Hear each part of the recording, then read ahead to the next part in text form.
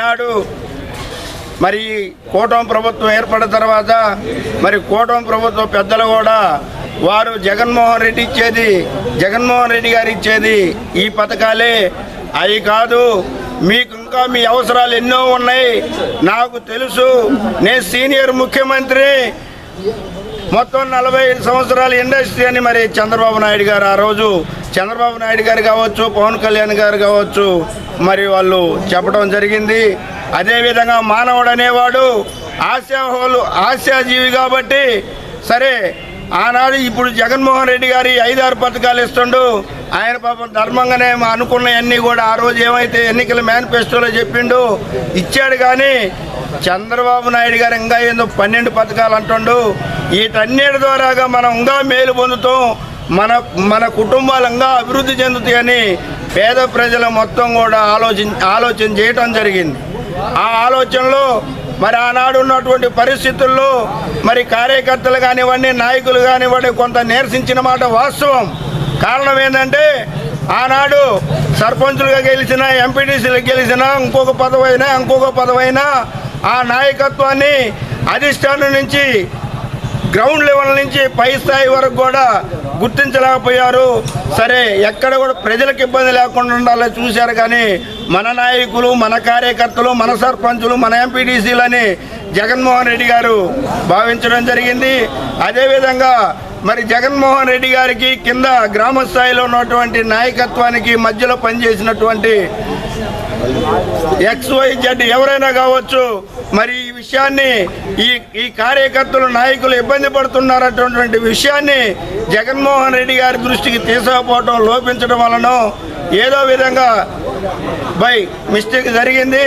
ఆ జరగడం కారణంగా ఈ నాయకత్వం గ్రామ స్థాయిలో నాయకత్వంతో కూడా డెలాబడిపోవడం జరిగింది. దాని కారణంగా 2019లో ఏ విధంగా అయితే ఎగబడి ఎలక్షన్ చేశారో ఏకైక లక్ష్యం ఏంటి అంటే జగన్మోహన్ రెడ్డి గారు సీఎంగా చూడాలనే లక్ష్యంతోనే చేశారు.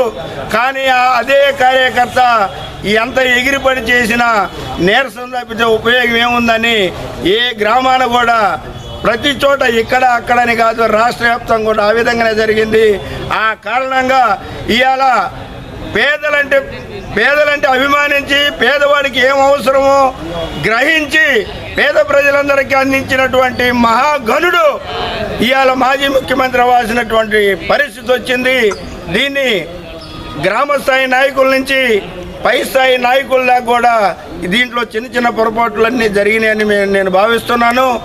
రాబో రోజుల్లో ఇలాంటివన్నీ కూడా సరిదిద్దుకొని ఎక్కడైతే మిస్టేక్ జరిగిందో ఆ మిస్టేక్లన్నీ సరి చేసుకొని మన అందరం ఈ పొరపొచ్చాలన్నీ పక్కన పెట్టి ఏకైక లక్ష్యంతో మళ్ళా పేద ప్రజలకు ఉపయోగపడేటటువంటి ముఖ్యమంత్రి జగన్మోహన్ రెడ్డి గారిని మళ్ళా అధికారంలోకి తీసుకొచ్చుకోవాల్సిన బాధ్యత మన కార్యకర్తలుగా, నాయకులుగా అందరం కూడా మన భుజస్కంధాల మీద వేసుకొని ముందడుగేసి చిన్న విషయాలు ఏ ఉన్నా కానీ ఈనాడు ఇప్పుడున్న పరిస్థితుల్లో చిన్న బెదిరింపులు, ఒక రకమైన నాయకులకు అన్ని రకాల సమస్యలు ఉన్నాయి.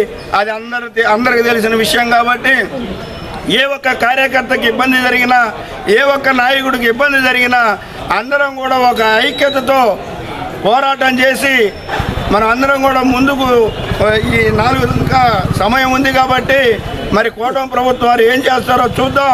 వాళ్ళకున్నటువంటి కూటమి ప్రభుత్వం చేసేటటువంటి లోపాలు ఏమైనా ఉంటే ప్రజలందరూ కూడా విస్తరంగా వివరించుకుంటూ ఏ గ్రామ స్థాయిలో నాయకులు ఆ గ్రామ స్థాయిలో తిప్పికొడుతూ మరి ప్రజలకి ఇప్పటికే అర్థమైంది. మరి ఇంకా చంద్రబాబు నాయుడు గారు ఇస్తున్నటువంటి పథకాలు ఇంకా రాలేదు అంటే ఒక పెన్షన్ తప్పితే ఇంకా రాలేదు అంటున్నారు. చూద్దాం, వెయిట్ అండ్ సీ. 6 నెలలు అయింది, ఇంకా 6 నెలలు చూద్దాం. 6 నెలల తర్వాత కూడా ఇదే వరవడి కొనసాగిస్తూ ఉంటే వాళ్ళు చేస్తున్నటువంటి లోపాలని ప్రతిపక్షంగా మనం లేవనెత్తి ప్రతి ఒక్క కార్యకర్త, ప్రతి ఒక్క ఓటరు కూడా మన వాయిస్ని వినిపించాలని కోరుకుంటున్నా.